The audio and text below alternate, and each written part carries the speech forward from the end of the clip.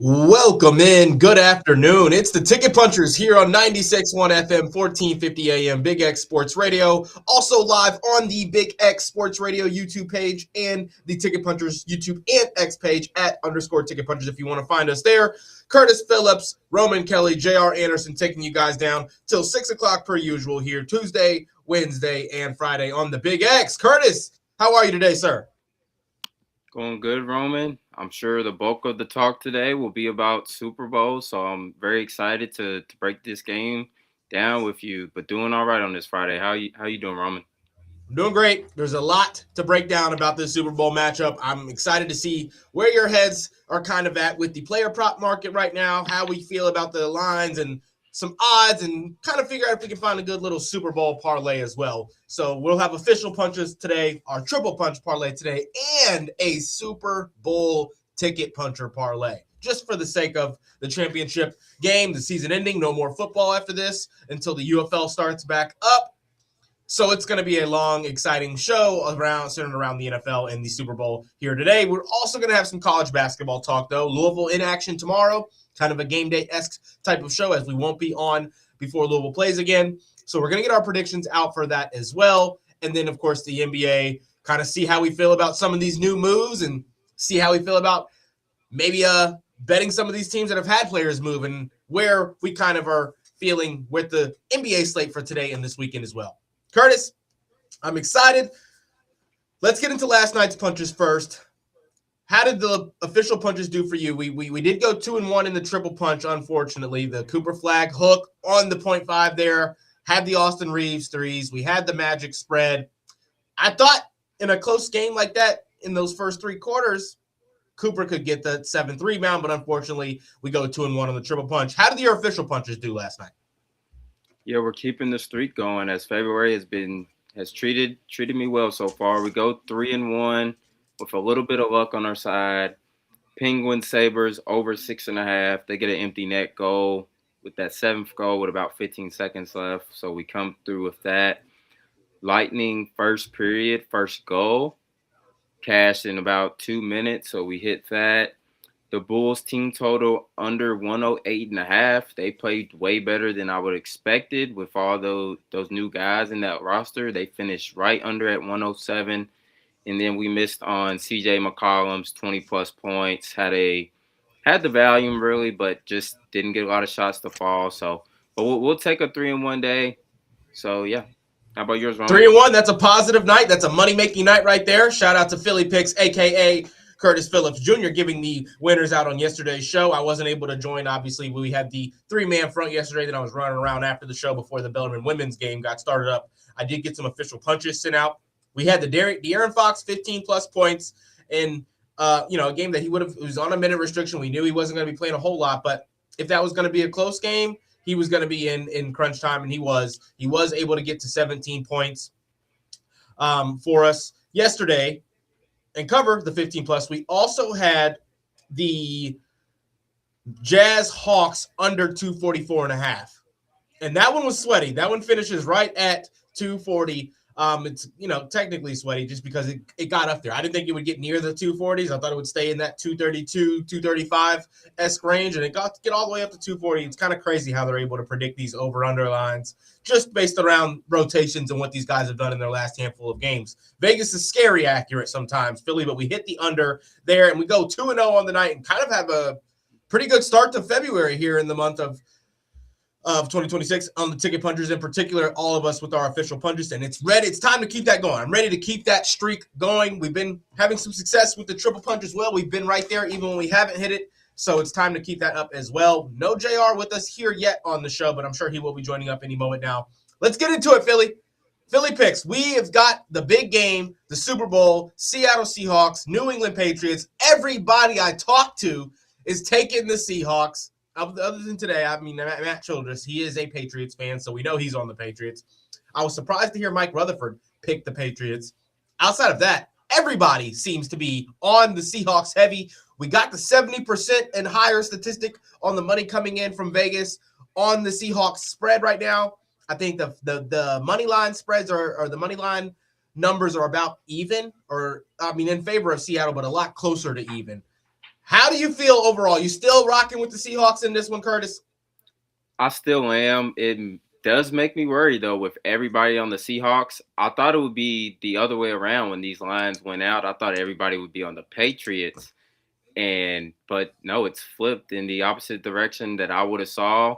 So I would assume a lot of sharp money will come in on the Patriots this weekend. I'm out on the side. If I bet Seahawks, it's gonna be live. So maybe they get down 3-7 in the game, and that's when I would want to take them. But I was not expecting everyone to be on the Seahawks. But I still feel the same that I did before these lines came out, and I think the Patriots they've played very well this season. I love what they've done, but I just think they've benefited from a easy schedule this year. And I think Seahawks, they've been the best team for quite a while now, in my opinion, the best overall team. And the Patriots just haven't impressed me on the offensive end. Specifically in the playoffs, they've went against some tough defenses, but they're going up against another tough defense. And I think this is the best overall team that they're going to face this entire season. So I do think Seahawks get it done. I'm a little worried on that 4.5 now, though, with literally everyone on it. So Vegas is not going to let themselves lose 70% of the bets. There's no way they're going to let the public win like that. I don't see it. If anything, Seahawks win this one by 4. With that much money coming in on a 4.5-point spread. Now, there's all these statistics coming out. We've seen a lot of short spreads, small spreads in the last handful of Super Bowls. I think this is the biggest since the Rams-Bengals, in which there was a similar spread, I believe, in that game, and a similar outcome where the Rams were able to cover. I keep going back and forth. I really do keep going back and forth in who I think wins the game, actually. I do think the Seahawks defense should prevail. I don't think the Patriots defense has been given enough credit, particularly in the playoffs. Yes, a couple of injuries on the Chargers.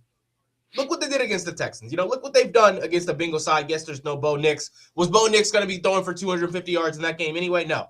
They have shut things down every time they've gotten the opportunity to. And I think that's kind of what more so my brain keeps leading with the ability for the Patriots to cover is the fact that it's warm weather, it's good weather. They don't have to worry about that. I doubt they have the better home crowd. With that being said, it's still a team that has been elite, even through their mishaps, through their struggles that they've had, and offensively, they've still gotten wins. Their defense has gotten stops, and they've gotten turnovers. So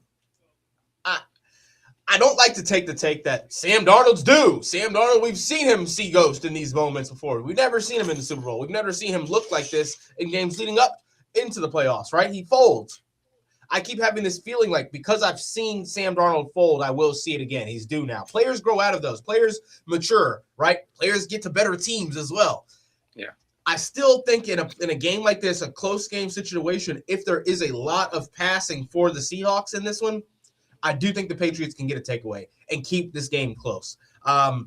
With that being said, if the Patriots aren't able to score like they've struggled here in their last handful of games outside of the Texans game, this is a Seahawks defense that takes advantage of those stops. They take advantage of those takeovers. They take advantage of good field positioning. So I do think they ultimately should have the advantage here. I just think the Patriots aren't getting enough credit on the defensive side.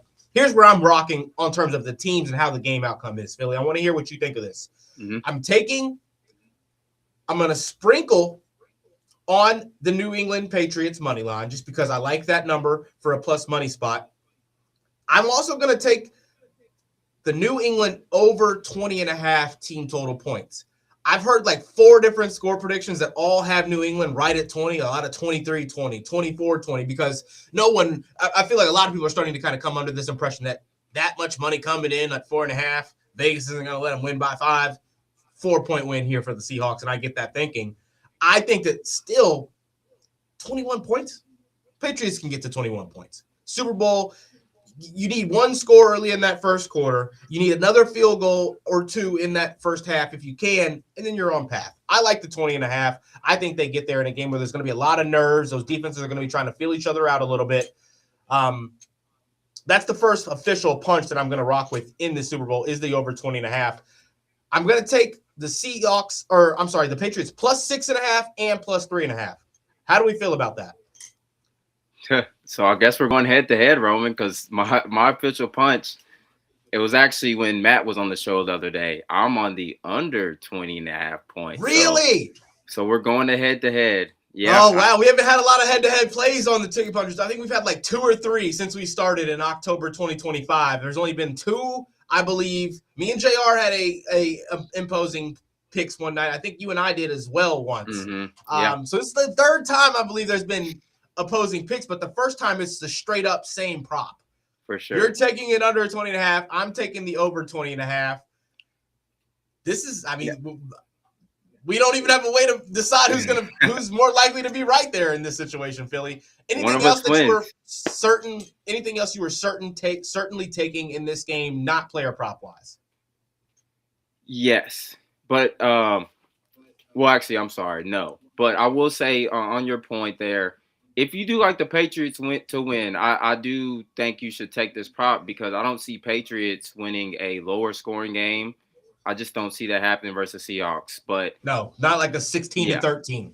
Yeah, if that's the case, I think the Seahawks would win a low scoring game. Yep. But I don't. Patriots would have to score points on the Seahawks defense for them to win, I believe. So if you like, we know the it's possible. Win, it definitely is possible. So.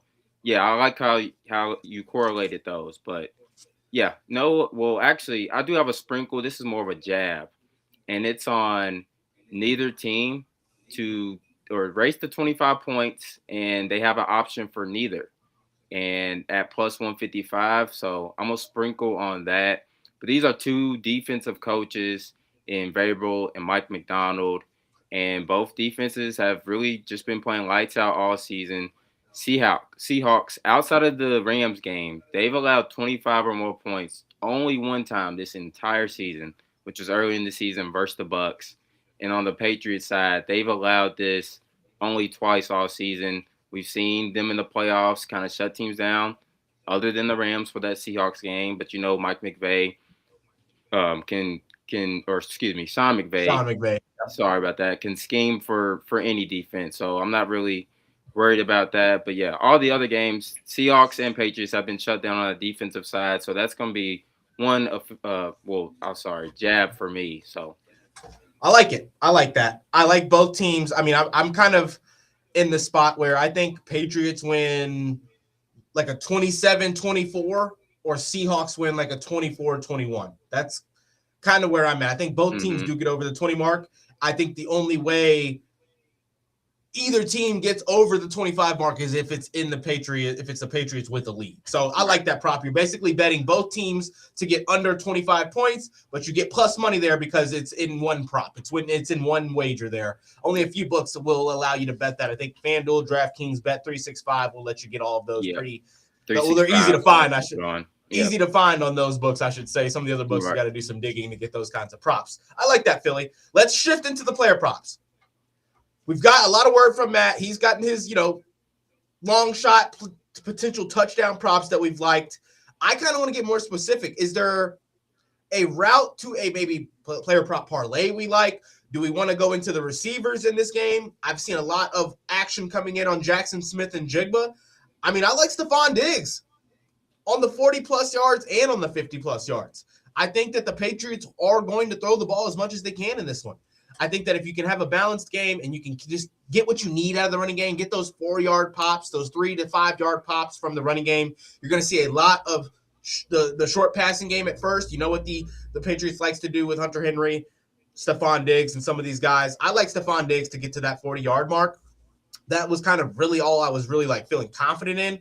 On the Patriots side, Rashid Shaheed sitting at 20 yards on the receiving side for the Seahawks. I mean, let's cover this in 2 straight games with multiple receptions of this mark. Philly, how do we think about the player props for the receivers? Yeah, in terms of Shaheed, I like maybe a negative correlation parlay because he doesn't necessarily get a lot of catches. He's usually in that 1 to 2 mark. And as far as receptions go, so maybe you could alt him to like a 30 plus on 1 or 2 catches and then take a maybe under 1.5 or under 2.5 catches, and you'll get like a negative correlation parlay there for some good odds. But those are scary, but you can make good money on those. Yeah, for sure. But I'm targeting under 3.5 receptions. You take them for 20+ yards, and you kind of get yourself a good plus money spot on 2 different plays. Yeah, because Shaheed, it only takes 1 deep one for him, and so yeah, they probably only get 2 or 3 targets in the game, but they will be deep shots.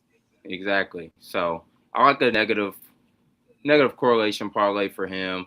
But I'm targeting Matt Collins, receiver for the Patriots. I like his longest reception over 14.5. I know Seahawks secondaries, they don't allow a lot of deep shots, but 15 yards isn't too much to ask for Patriots. Probably number 1 deep shot threat. I mean, outside of Booty, but he's hit this 9 of the last 11 games of the season. So when May's looking downfield, he's usually looking for Booty or Hollins, where Hunter Henry and Diggs are more of the intermediate route guys. So yeah, he's hit this quite a bit this entire season. So I like Matt Collins, longest reception over 14.5 yards at -112. And then I lean, this is going to be a jab for me, so close to official play, but Drake Mays, I like his under passing yards. Under 220.5 at -110.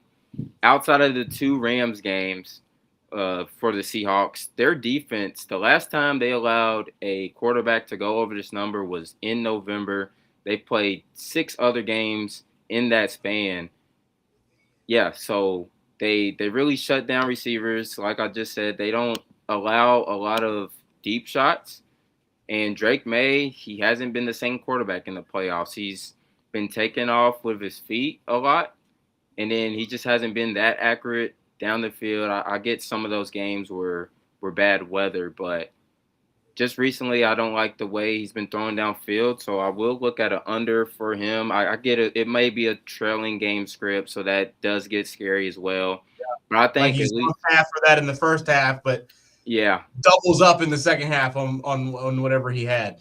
Yeah, for sure. But I think to start the game off, I think both of these teams are going to try to run the ball, even if they're inefficient. So I don't see a ton of crazy passes, at least the first half. So maybe he's sitting just under 100 yards and in the first half, and then still gets close to this number, but ultimately finishes right under. So that's a big jab for me that I might end up playing close to the game time. So here's one that I'm also going to be taking. We're going to go ahead and make this an official. I'm also Patriots over 20.5 official punch. Stephon Diggs, 40+ receiving yards, official punch. Cooper Kupp, 30+ receiving yards. I like it. There's going to have Christian Gonzalez on Jackson Smith-Njigba probably the entire game. I think Jackson Smith-Njigba still gets a good handful of yards, over 70 yards in this kind of a matchup.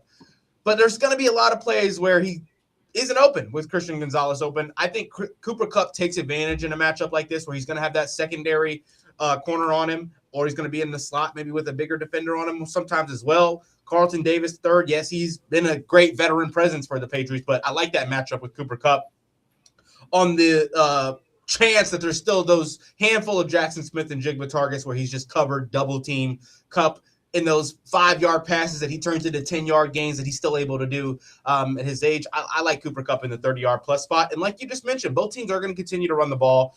I mean, I want to go back and see the last time Kenneth Walker didn't have a touchdown against a good team. It feels like he scores in big games every single time he touches the field. We've made some money on the Kenneth Walker, the third touchdown prop all season long. The odds have gone up and up and up here at the late end of the season, and he's still sitting at -190 right now, but I'm going to take it. I'm going to rock with the Kenneth Walker touchdown as well for my last official punch in this Super Bowl matchup, Philly. Anything you want to take officially as well with the player props?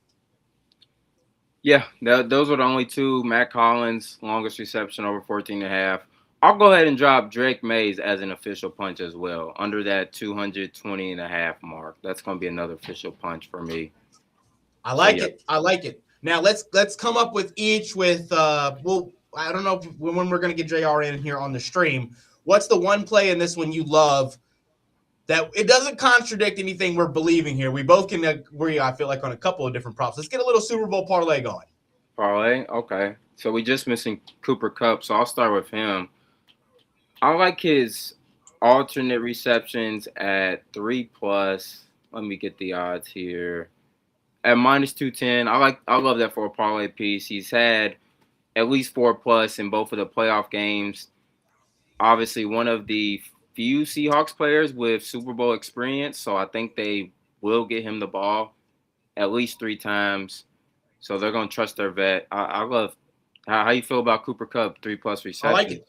Let's rock with it. You like his yards, so yeah. Okay. Let's go with the Cooper Kupp 3+ receptions. I see him in the 4 to 5 reception mark in this matchup. Probably under 50 yards still, right? In that short passing game, just taking what the defense is giving. Yep. Because, Jackson Smith-Njigba is going to be running those more intricate routes. So I like that. For mine, I mean, I want to keep it safe. They're going to have to throw the ball a little bit. I'm rocking with Stephon Diggs on an alternate line for his receiving, Philly.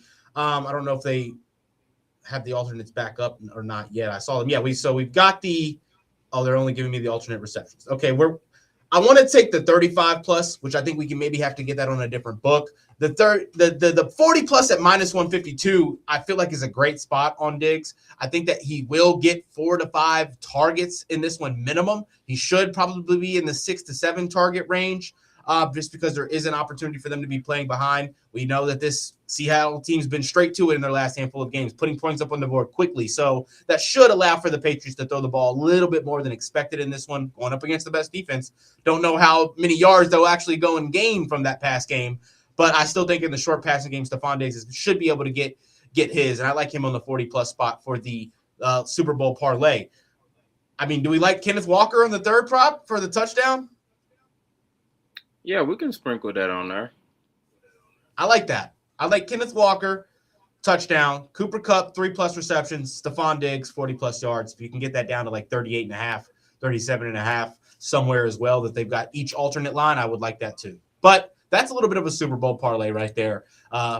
Show goes quick, already down to the last 5 minutes of the show here, Philly. Let's get some officials out for the rest of the weekend. We've got a lot of NBA matchup tonight. A lot of the new guys for their new teams going to be in action tonight. We saw Anthony Simons in his first game with the Chicago Bulls get his point across, 22 points in an efficient night.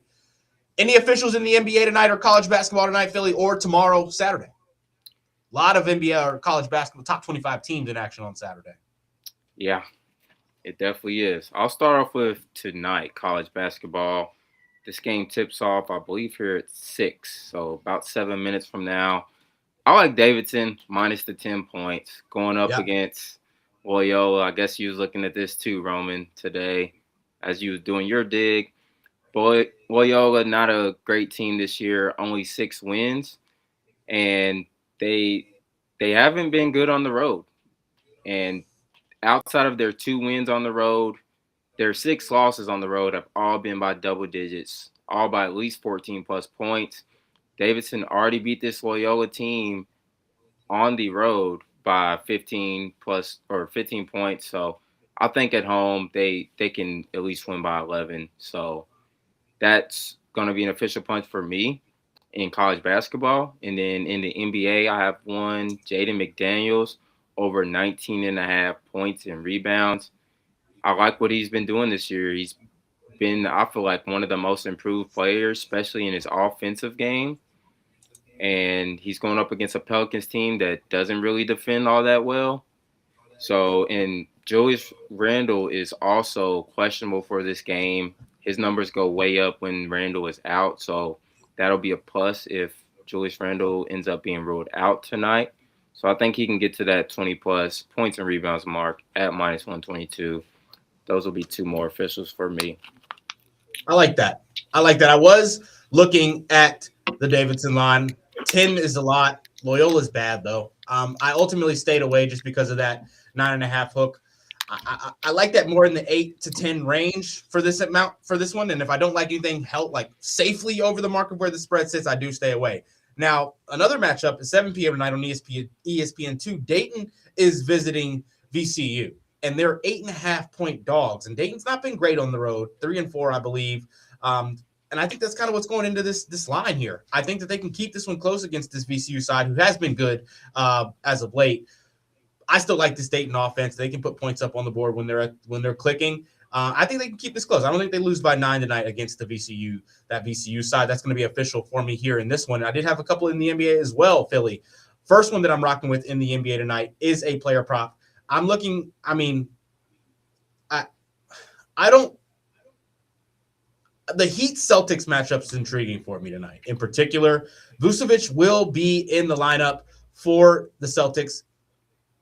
6+ rebounds is sitting at -188. I'm rocking with it in his first matchup. I think he's going to try to command the interior down low, establish himself with this team down low in his first game with them on their home floor. The crowd's going to be amped. I like Vucevic to get those 6+ rebounds in this one. Maybe minutes could be a little bit of a worry, probably in that 25 to 30 minute range instead of that like 29 to 34 minute range. So maybe with a minute, keep it worry there. But to be honest, that's the reason I'm not taking the 8+ is the minutes. Potential minutes worry with him still being integrated into the rotation there. But we're going to make that an official for the 6+. I think he can get to that mark. And my other official punch for tonight, Philly, I'm rocking with the Knicks on the +5.5. I've been kind of hating on the Knicks as of late, but the Pistons, I feel like they're coming down to earth just a little bit. I say that following a loss to the Wizards and a tanking Wizards team after they handled the Nuggets on their home floor. But I like the Knicks to keep this one close. They know that these are the two top teams in the East. There shouldn't be anybody out too important of note for tonight. All the game time decisions should be playing for the Knicks. If Towns and Anunoby are playing, I like the Knicks to cover the +5.5 that I'm seeing for the matchup against the Pistons tonight. Those are my only two officials. Anything else for tonight or on the Saturday slate, Philly? Nope, nothing for Saturday for me. We're going to try to get a stream out Saturday as well, just a little bit more Super Bowl talk, and, of course, a lot of college basketball on tomorrow. See if we can get a daytime stream out on the Ticket Punchers X and YouTube page. But this is going to wrap us up. We've given our officials out. We're going to give our triple punch out here on the YouTube stream and on the X stream after our radio side of the things does end. We want to thank you guys so much for listening. We did get a text in on the Game Day Men's Health text line. It came from Dave's teacher from Jeffersonville. Ticket Puncher Super Bowl edition. Don't let me down, boys. Also, why does Mike hate Shakespeare so much? I know my wise Ticket Punchers are a big fan of Willie Shakes. I'm a Shakespeare fan. I don't mind Shakespeare at all. I know that there's a lot of people who find it a little bit hard to read, hard to follow and understand sometimes, but I think it's entertaining. I think also I took a class on it early in college, and we had to like act and do Shakespeare and stuff, so I kind of found a love for it there, I think. Producer Matt texted in as well here, Philly. He says, Philly fading the hell out of the Pats. Only time I'm rooting against the Ticket Punchers. We knew that was coming in. We knew Matt was going to get his word in on that. But thank you all so much for sending your thoughts in on the Game Day Men's Health text line. And Philly, this is going to wrap us up here on the radio. Let's go punch those tickets. Let's punch those tickets. We'll catch you guys again here on the radio, 5:30 to 6 p.m. next Tuesday right here in the Big X.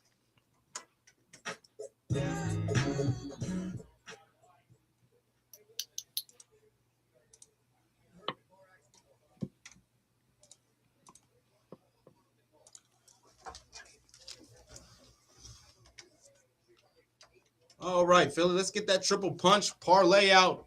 Close to hitting it there last night, right there on it. Sick, man. Sick. I had a soccer play for Saturday that I didn't give out, unfortunately. It's all good, though. You can give it out now. The YouTube side, if it's going to be official. I don't love tonight's slate. I might put something for the triple punch for this weekend's game. That's cool. I mean, I want to do another triple punch for tomorrow. Oh, okay, then never mind. Well, let's dig it. I just haven't found too much I like tonight. But no, hockey's rough. Yeah, that's rough. Really rough. For 3 weeks, man. Jeez. I'm going to drop Chelsea money line for Saturday at 10 a.m. They're on the road. I say on the road. It feels weird to say that. But they're visiting the Wolverhampton Wanderers. Wolverhampton's, bottom of the table, last team in the league. And they're not scoring a lot of goals. I think they're going to lose. And Chelsea at minus 154 against the worst team in the league. I get it's a Chelsea side who's kind of lacked their consistency this season. Yes, they're coming off the loss to Arsenal in the EFL Cup. But before that, great string of wins before they lost to Arsenal in the EFL Cup again. They haven't lost to a bad team since January 7th. That was Fulham, a match in which they had a red card. So I don't really put too much weight into that. Give me Chelsea money line on Saturday straight up. Chelsea, okay. All right, Philly, what you like for the triple punch? Still digging, man. See if JR sent his or not. See if we can get that in on stream for you guys. He did get a text in just now getting out of training. Sorry, fellas, haven't had time for anything today. Been here since 7:30 a.m., so he hasn't even been able to do a dig. He's probably going to miss out on tonight's slate outside of live betting, unfortunately, then. Let's give out a little two-piece combo then, Philly, for tonight. Go ahead. No, you go ahead. My bad. For tonight, give me the Timberwolves minus 5.5. I took them earlier minus 8.5 on my run-in with Roman pick of the day. I like them on the minus 5.5, minus 6.5 for the triple punch piece. I'm rocking with the Wolves tonight. I like the Wolves. Yeah. Minus 5.5 and minus 154. Okay. Get down by 6 at the crib. All right, I'm going to go a scary little under here.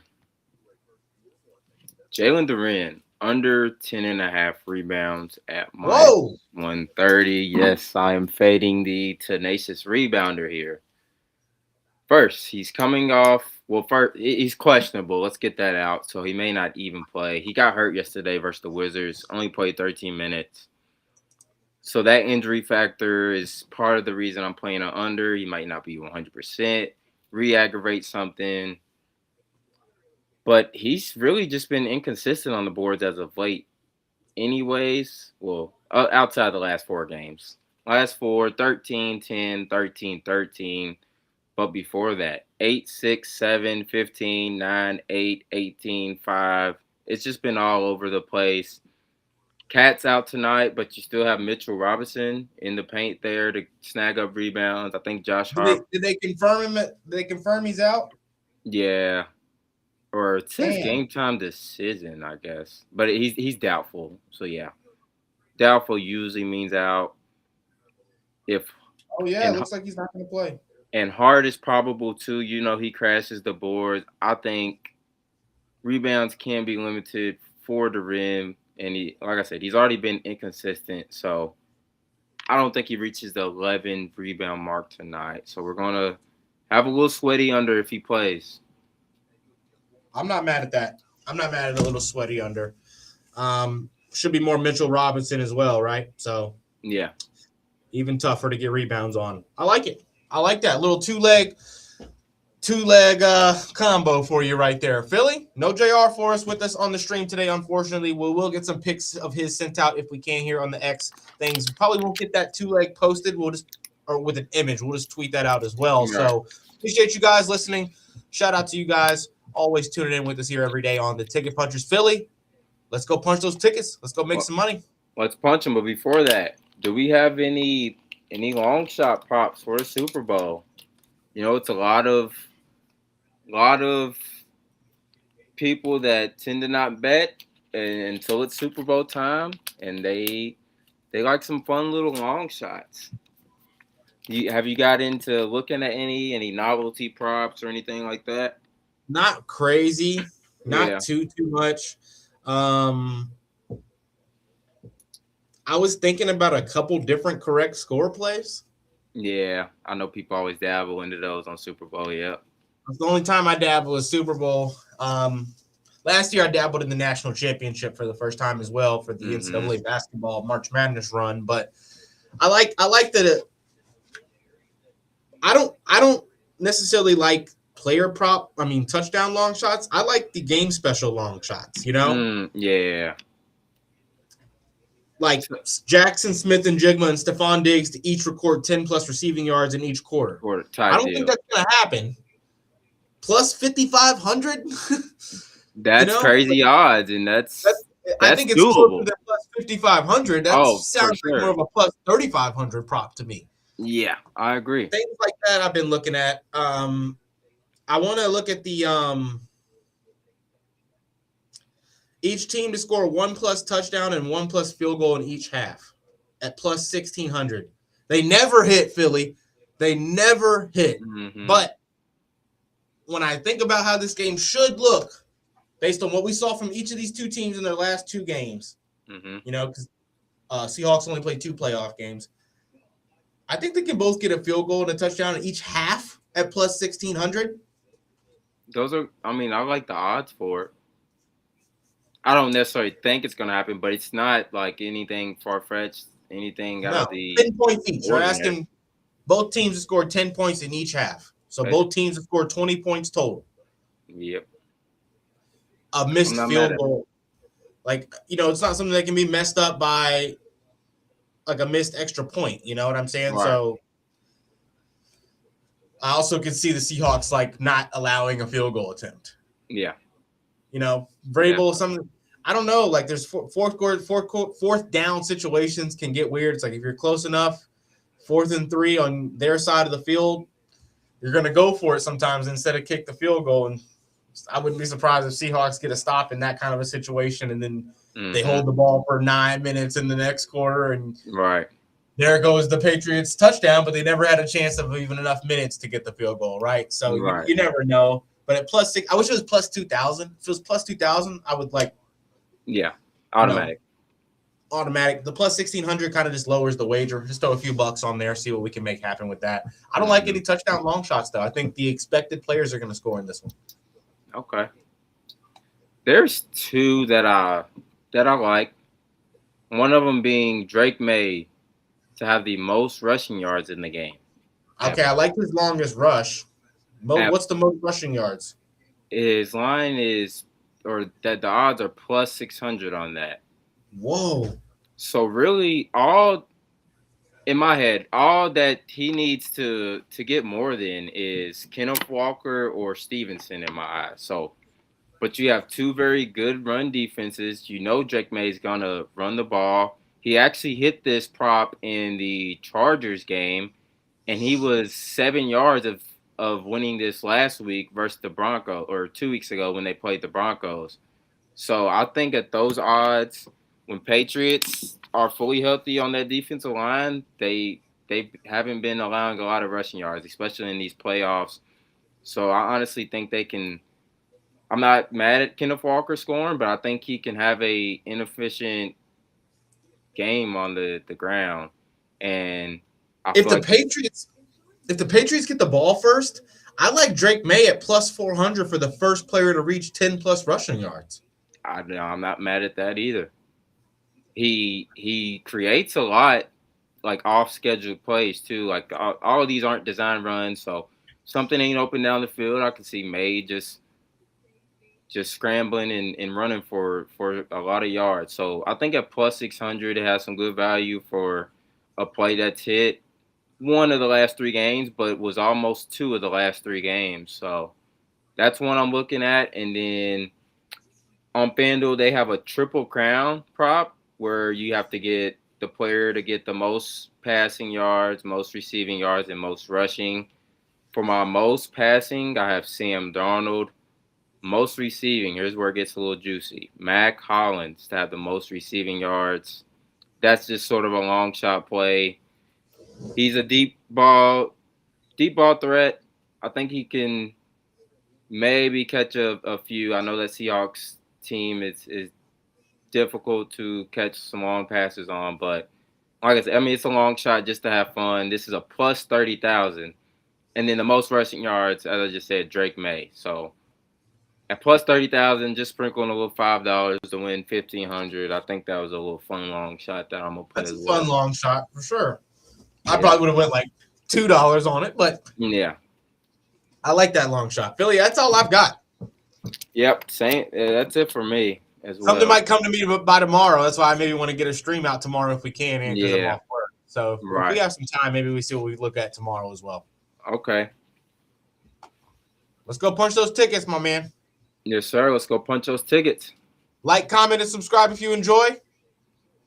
Send this to your parents. Send this to your friends. Send it to your group chat. And you let them know to go punch those tickets as well. This is wrapping up.